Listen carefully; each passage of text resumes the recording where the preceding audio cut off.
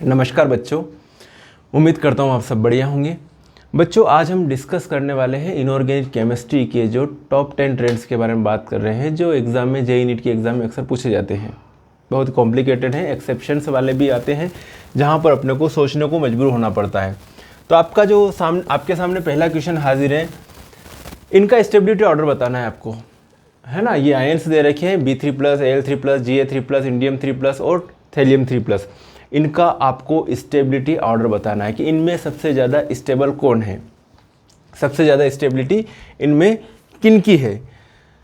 तो भैया इनमें सबसे ज़्यादा स्टेबिलिटी की अगर बात करें तो इनका जो सामान्य कॉन्फ़िगरेशन होता है इन एलिमेंट का, सामान्य इलेक्ट्रॉनिक कॉन्फ़िगरेशन इनका होता है NH2 और साथियों ये जो पी ब्लॉक एलिमेंट में एक चीज़ पाई जाती है, क्या पाई जाती है? इनर्ट पेयर इफेक्ट, अक्रिय युग्म प्रभाव, इनर्ट पेयर इफेक्ट होता है। इनर्ट पेयर इफेक्ट में ये होता है कि जैसे जैसे ग्रुप में ऊपर से नीचे की तरफ चलते हैं, ये जो है NS इलेक्ट्रॉन जो हैं बॉन्ड फॉर्मेशन में पार्टिसिपेट नहीं करते हैं। ओके, सिर्फ कौन से करेंगे? ये वाले इलेक्ट्रॉन पार्टिसिपेट करेंगे। कुल मिला के इनर्ट पेयर इफेक्ट जब लागू हो रहा है तो उस कंडीशन में ये जो इलेक्ट्रॉन जो है एक्साइटेड होके यहाँ नहीं आ रहे हैं, जबकि अगर इनर्ट पेयर इफेक्ट नहीं लगता है तो एस के इलेक्ट्रॉन आपके जो है कहाँ पे आ गए? पी में आ गए। और उस कंडीशन में कौन सी ऑक्सीडेशन स्टेट शो होगी? +3। और इस कंडीशन में कौन सी होगी? +1 ऑक्सीडेशन स्टेट शो होगी। अब यहाँ पर हम बात करें कि जैसे जैसे अप टू डाउन चलते हैं ग्रुप में, जैसे जैसे अप टू डाउन चलते हैं तो वैसे वैसे +3 ऑक्सीडेशन स्टेट +3 ऑक्सीडेशन स्टेट क्या होती जाती है भैया? डिक्रीज होती जाती है। और +1 ऑक्सीडेशन स्टेट जो है वो क्या होती जाती है? इंक्रीज होती जाती है।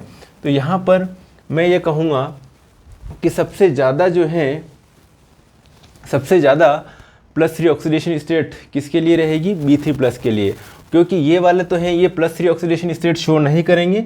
जैसे जैसे नीचे की तरफ चलेंगे +3 के बजाय कौन सी शो करेंगे? +1 ऑक्सीडेशन स्टेट शो करेंगे। तो सबसे ज़्यादा स्टेबल कौन सी कंडीशन है? B3+, then Al3+, then Ga3+, then In3+। ये स्टेबिलिटी ऑर्डर होगा। सबसे ज़्यादा स्टेबल कौन है? B3+, Al3+, Ga3+ and then Indium3+, then Thallium3+। Okay, next question. अब आपके सामने +1 ऑक्सीडेशन स्टेट की कंडीशन भी आ गई कि +1 ऑक्सीडेशन स्टेट किसकी ज़्यादा होती है। तो अभी जस्ट बताया था मैंने कि इनर्ट पेयर इफेक्ट के कारण क्या होता है इनके लिए, जो सामान्य कॉन्फ़िगरेशन तो बताया था मैंने, NH2 कॉन्फ़िगरेशन होता है। तो बोरान, एल्यूमिनियम, गैलियम, इंडियम और थैलियम जैसे जैसे नीचे चलते हैं वैसे वैसे +1 ऑक्सीडेशन जो है वो क्या होती है? बढ़ती जाती हैं। और +3 ऑक्सीडेशन स्टेट जो हैं वो क्या होती जाती हैं? घटती जाती है। तो +1 ऑक्सीडेशन स्टेट में अगर मैं कहूँ तो सबसे ज़्यादा स्टेबल कौन है? Thallium+ है, then Indium+, then Gallium+, then Aluminium+। ये है स्टेबिलिटी ऑर्डर +1 ऑक्सीडेशन स्टेट में। ध्यान रखना, +1 ऑक्सीडेशन स्टेट में स्टेबिलिटी ऑर्डर अलग है और +3 ऑक्सीडेशन स्टेट में स्टेबिलिटी ऑर्डर अलग होगा। चलिए दूसरा क्वेश्चन। नेक्स्ट आपके सामने थर्ड क्वेश्चन हाजिर है।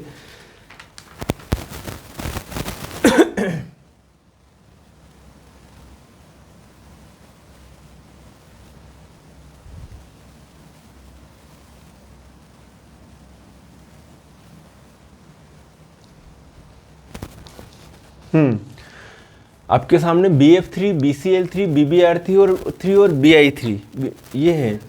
इसमें आपको बतानी है कि बैक बॉन्डिंग किसमें सबसे ज़्यादा होगी? बैक बॉन्डिंग सबसे ज़्यादा किसमें होगी? बैक बॉन्डिंग का मतलब ये है कि आपका जो बॉन्डिंग हो रही है वो बोरान से फ्लोरीन की तरफ हो रही है। क्या हो रही है? बोरान से फ्लोरीन की तरफ हो रही है, या क्लोरीन की बोरान की तरफ हो रही है, बोरान और ब्रोमीन के बीच में हो रही है, बोरान और आयोडीन के बीच में हो रही है।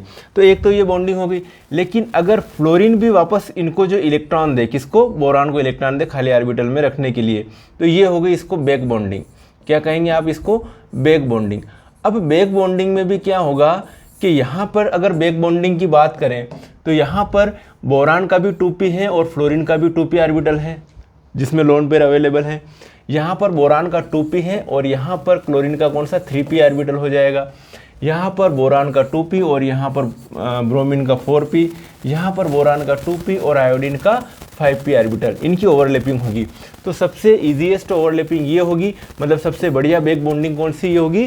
2p ओवरलैपिंग वाली जो बैक बॉन्डिंग होती है वो बेस्ट बैक बॉन्डिंग है। तो यहाँ पर इस ट्रेंड में अगर बात करूँ मैं कि बैक बॉन्डिंग का ऑर्डर क्या होगा, तो BF3 then BCl3 then BBr3 then BI3, ये होगा इनका बैक बॉन्डिंग का ऑर्डर। मेरे हिसाब से ये बात समझ में आई होगी आपको। चलिए भैया आगे बात करें। देन आपका चौथा क्वेश्चन है, आपके सामने हाजिर है। चौथा क्वेश्चन क्या कह रहा है कि इनका लुईस एसिडिक स्ट्रेंथ है ना, इनकी एसिडिक स्ट्रेंथ के बारे में चर्चा की गई है। ओके, तो एसिडिक स्ट्रेंथ में कौन मोर एसिडिक है, BF3 है, BCl3 है, BBr3 है या BI3 है। एसिडिक स्ट्रेंथ के बारे में अपन चर्चा कर रहे हैं, इनकी एसिडिक स्ट्रेंथ। तो क्या होगा भैया, एसिडिक स्ट्रेंथ यहाँ पर जो है B और I, ठीक है, मतलब बॉन्ड लेंथ क्या है यहाँ पर बहुत ज़्यादा है, और यहाँ पर BF जो है इनके बीच में बॉन्ड लेंथ क्या है, कम है भैया। ओके, एसिड मतलब जो है यहाँ पर जो है लोन पेयर को एक्सेप्ट करने वाला। लुईस एसिड किसे कहते हैं, जो लोन पेयर लेगा है ना, एक्सेप्ट करेगा, उसे क्या कहते हैं, लुईस एसिड कहते हैं।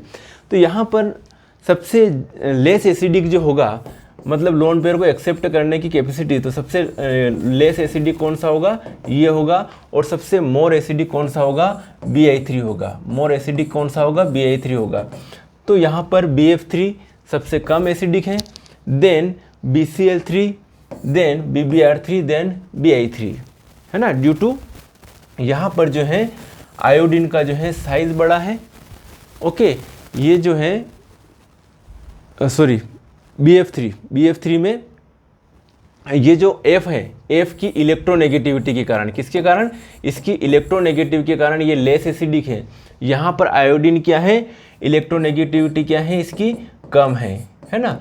ये मोर इलेक्ट्रोनेगेटिव है, कौन, फ्लोरीन मोर इलेक्ट्रोनेगेटिव एलिमेंट है, और ये लेस इलेक्ट्रोनेगेटिव एलिमेंट है। तो यहाँ पर इसके कारण इफेक्ट हो रहा है ये एसिडिक कैरेक्टर। तो BF3 सबसे कम है, क्या होगा, acidic, then BCl3, then BBr3, then BI3, ये चीज़ होगी। क्लियर है भैया, आगे बढ़ें। अगला क्वेश्चन है आपका,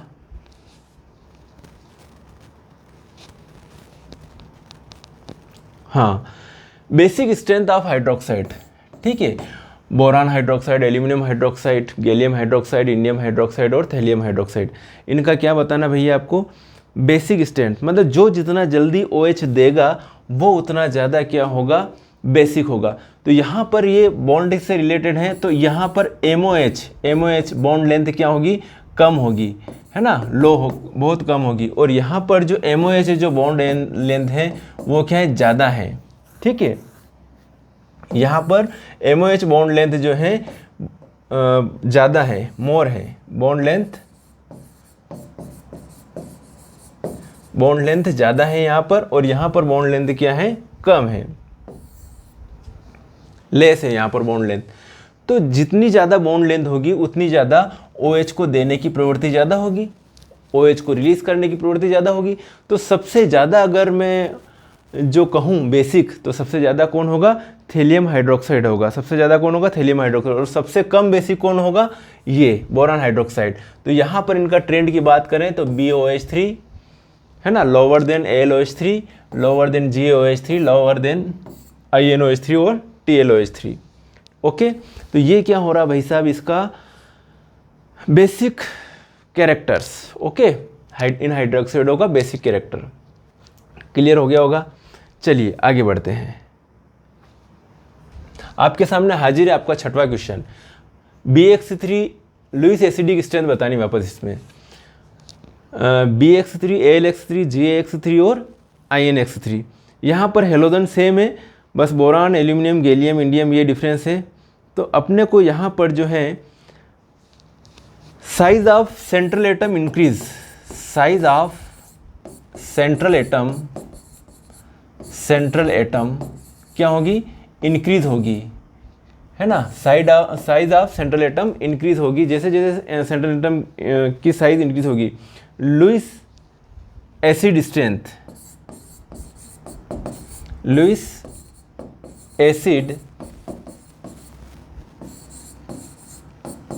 डिक्रीज, क्या होगी, लुईस एसिड स्ट्रेंथ क्या होगी, वैसे वैसे डिक्रीज होती जाएगी। अब यहाँ पर मेरे को बताओ कि size of central atom increase, तो सबसे ज़्यादा जो है size of central atom increase, Lewis acidic strength क्या होती जाएगी, डिक्रीज होती जाएगी। तो सबसे कम जो है एसिडिक नेचर कौन रख रहा है यहाँ पर, मैं बात करूँ तो INX3, सबसे ज़्यादा लुईस एसिडिक कैरेक्टर कौन रहेगा, BX3। Size of central atom increase, तो जैसे जैसे सेंट्रल एटम की साइज, ये सेंट्रल एटम है भैया, सेंट्रल एटम, जैसे जैसे सेंट्रल एटम की साइज जो है इधर चल रही है तो बढ़ रही है, तो लुईस एसिडिक स्ट्रेंथ क्या हो रही है, डिक्रीज होती जा रही है। तो सबसे ज़्यादा जो एसिडिक है वो कौन है, लुईस एसिडिक कैरेक्टर कौन शो करेगा, BX3। तो BX3 greater than AlX3 greater than GAX3 greater than INX3। मेरी बात आपको यहाँ पर समझ में आई होगी। बहुत बहुत सिंपल वे में समझा रहा हूँ मैं। ऐसे ही नेक्स्ट वीडियो आएगा, उस जल्दी से जो है इसके बाद में अगला है ट्रेंड्स की बात करें, एटॉमिक रेडियस की बात करते हैं यहाँ पर भैया। क्या किसकी बात कर रहे हैं अपन, एटॉमिक रेडियस की बात करते हैं। तो अपन मोटे मोटे तौर पर भैया हम ये सोचते हैं कि जो आपकी जो एटॉमिक रेडियस की हम बात करेंगे तो ये लिख रहा है भैया बोरान, एल्यूमिनियम, गैलियम, इंडियम और थैलियम, है ना। यही याद है अपनों को, जैसे जैसे नीचे चल रही है वैसे वैसे क्या होता जा रहा है, साइज जो है बढ़ता जा रहा है, ठीक है, बढ़ता जा रहा है। तो क्या ये ट्रेंड लिख ले, नहीं, ये ट्रेंड गलत है, ठीक है। गैलियम में क्या रहता है, 3D ऑर्बिटल जो है पूरा भरा रहता है, 3D ऑर्बिटल पूरा फिलअप रहता है। और जब 3D ऑर्बिटल पूरा फिलअप है तो ये जो नाभिक रहता है इसका गैलियम का, वो क्या करेगा कि जो चौथी कक्षा का जो इलेक्ट्रॉन है उसको अट्रैक्ट करेगा। इसके कारण इसका साइज, गैलियम का साइज क्या हो जाएगा, थोड़ा छोटा हो जाएगा। तो उस कंडीशन में अगर मैं कहूँ कि इनका ये जो आर्डर क्या होगा, रेडियस का आर्डर क्या होगा, तो भाई साहब रेडियस का आर्डर इसका ये होगा, देखते हैं क्या होगा आर्डर इसका, बोरान का सबसे छोटा, देन क्या होगा, गैलियम छोटा है। इन दोनों में, एल्यूमिनियम और गैलियम में कौन छोटा है, गैलियम छोटा है। देन फिर इन दोनों में डिफरेंस आ जाएगा, है ना। देन फिर एल्यूमिनियम आएगा, देन फिर इंडियम आएगा और फिर आएगा थैलियम। तो बोरान, गैलियम, एल्यूमिनियम, इंडियम और थैलियम, ये वाला इनका एटॉमिक रेडियस का ऑर्डर आप याद रखना, ये वाला रहेगा इसका एटॉमिक रेडियस का order.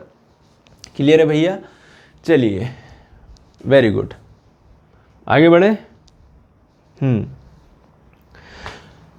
8वां trends, ionisation energy order. इनमें आयोनाइजेशन एनर्जी ऑर्डर बताना है आपको, जल्दी से बताइएगा। आयोनाइजेशन एनर्जी ऑर्डर सोचिएगा, ठीक है, आयोनाइजेशन एनर्जी ऑर्डर, ठीक है।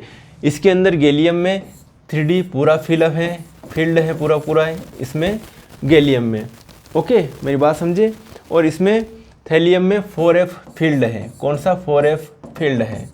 अब इनकी आयोनाइजेशन एनर्जी की बात करते हैं। सबसे ज़्यादा आयोनाइजेशन एनर्जी किसकी होगी, ओके, सबसे ज़्यादा आयोनाइजेशन एनर्जी किसकी होगी। हम जो वैसे ट्रेंड से जो रहता है, जैसे कि बोरान, एल्यूमिनियम, गैलियम, इंडियम और थैलियम, जैसे जैसे नीचे चलते हैं वैसे वैसे साइज़ जो है बढ़ता जाता है, और साइज़ बढ़ता जाता है तो आयोनाइजेशन एनर्जी मेरे हिसाब से कम होती जानी चाहिए। क्या होनी चाहिए, आयनन ऊर्जा, इलेक्ट्रॉन को निकालने के लिए जो एनर्जी दी जाती है उसे आयोनाइजेशन एनर्जी कहते हैं। तो न्यूक्लियस से आउटर शेल के इलेक्ट्रॉन की डिस्टेंस जैसे जैसे नीचे चल रहे हैं वैसे वैसे क्या होती जा रही है, बढ़ रही है। मेरी बात सुन रहे हो। तो एक मोटे मोटे तौर पर ये कह सकते हैं कि आयोनाइजेशन एनर्जी सबसे ज़्यादा बोरान की होगी, then aluminium, then gallium, then indium, then thallium. लेकिन वास्तविकता में ये नहीं होता है, कुछ लोचा है, तभी तो ये क्वेश्चन पूछा गया है, ओके, कुछ ना कुछ लोचा है तभी तो पूछा गया है। तो हम बात करें, वैसे बोरान की सबसे ज़्यादा है ही है, बोरान की, लेकिन भैया ये 4F के कारण, लेंथेनाइट कॉन्ट्रैक्शन के कारण इसका साइज़ बहुत छोटा हो गया है, और छोटा होने के कारण इसमें नाभिकीय आवेश भी, न्यूक्लियर चार्जेस भी बहुत ज़्यादा हैं, ठीक है। अब इसके कारण क्या होगा, इसके इलेक्ट्रॉनों को निकालने के लिए एनर्जी ज़्यादा ज़रूरत पड़ेगी। तो सबसे ज़्यादा तो है बोरान है ही भाई साहब। बोरान के बाद आप किसको उठाओगे, थैलियम को उठाओगे। किसको उठाओगे, थैलियम को। देन किसको उठाओगे, थैलियम के बाद में इसको उठाना, फिर किसको उठाया, गैलियम को उठाया। अब उठाना हो जिसको उठा लो, आपकी मर्जी हो जिसको उठा लो, फिर एल्यूमिनियम को, फिर इंडियम को, फिर एल्यूमिनियम और फिर इंडियम, ये वाला ऑर्डर रहेगा। क्लियर है भैया? ये है okay ionization energy order. Next ionization energy order यहाँ पर भी बताना आपको, कार्बन, सिलिकॉन, जर्मेनियम, टीन और लेड। ठीक है, कार्बन, सिलिकॉन, जर्मेनियम, टीन और लेड। तो क्या मैं मोटे मोटे तौर पर ये लगा दूं कि carbon, then silicon, then germanium, then carbon, silicon, germanium, tin, tin मतलब एसएन, टीन और फिर क्या लिख लूँ, लेड। क्या मैं मोटे मोटे तौर पर ये वाला लिख लूँ? ये वाला गलत होगा। अब अपने को थोड़ा सोचना पड़ेगा। अब अपने को थोड़ा क्या करना पड़ेगा भैया? सोचना पड़ेगा। सोचना ये पड़ेगा कि ये लेड जो है, लेड का क्या हो रहा है? लेंथेनाइड कॉन्ट्रैक्शन के कारण। किसके कारण? लेंथेनाइड कॉन्ट्रैक्शन, लेंथेनाइड संकुचन के कारण, लेंथेनाइड संकुचन के कारण, कॉन्ट्रैक्शन के कारण इसमें 32 इलेक्ट्रॉन जो है एक्स्ट्रा है। क्या है? एक्स्ट्रा है। तो भैया 32 इलेक्ट्रॉन एक्स्ट्रा है, तो यहाँ पर ये ध्यान रखेंगे कि यहाँ पर इसकी आयोनाइजेशन एनर्जी क्या होगी? ज़्यादा होनी चाहिए बजाय टीन के। तो यहाँ पर जो ऑर्डर लिखेंगे अपन इनके आयोनाइजेशन एनर्जी का ऑर्डर, तो सही वाला जो है वो लिखेंगे। सबसे ज़्यादा आयोनाइजेशन एनर्जी कार्बन की होगी, सही, बढ़िया बात है। फिर कौन आ जाएगा भाई साहब? सिलिकॉन आ जाएगा। फिर कौन आ जाएगा? जर्मेनियम आ जाएगा। आ गया भैया जर्मेनियम। फिर इन दोनों में से पहले कौन आएगा? पहले आएगा लेड आएगा, और फिर कौन आएगा? लास्ट में आएगा टीन आएगा। तो ये है आयोनाइजेशन एनर्जी का ऑर्डर। किसका? यहाँ वाला, कार्बन, सिलिकॉन, जर्मेनियम, टीन और लेड में ये वाला इनका आयोनाइजेशन एनर्जी का ऑर्डर रहेगा। मेरी बात समझ में आई? दिमाग चकरा गया होगा कि क्या क्या चीज़ें चल रही है। जो चीज़ें हैं वो है नहीं, और जो चीज़ें नहीं होनी चाहिए वो है। क्लियर है भैया? चलिए नेक्स्ट, आपके सामने थर्मल स्टेबिलिटी ऑर्डर बताना है आपको। यहाँ पर हेलोजन सेम है, बस ग्रुप ये जो सेंट्रल एटम है वो डिफरेंट डिफरेंट है। कार्बन, सिलिकॉन, जर्मेनियम, टीन और लेड है।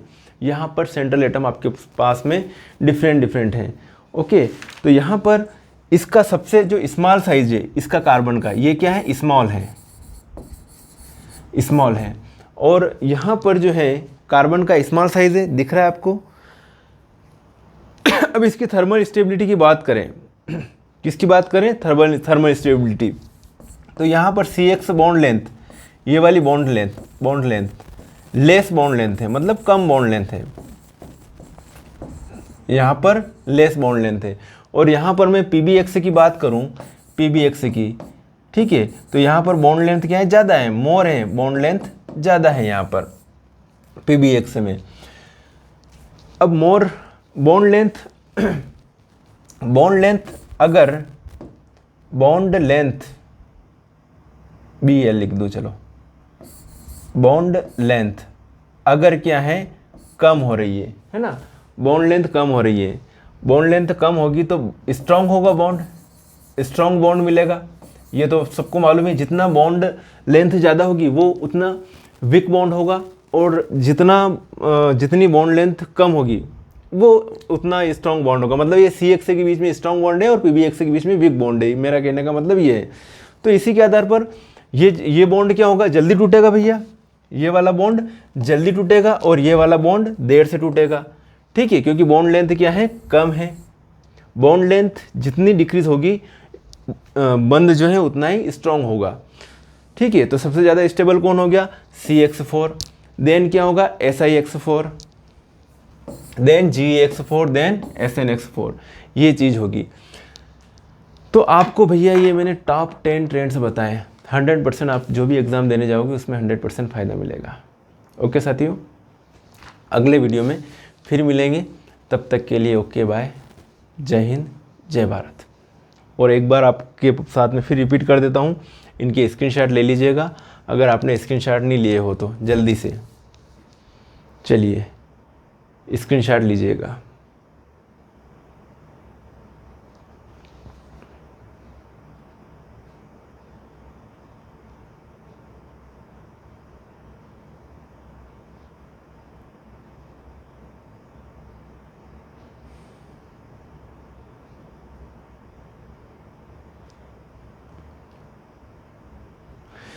चलिए, बहुत इम्पोर्टेंट डिस्कशन करी हमने आज। मिलेंगे फिर नेक्स्ट वीडियो में।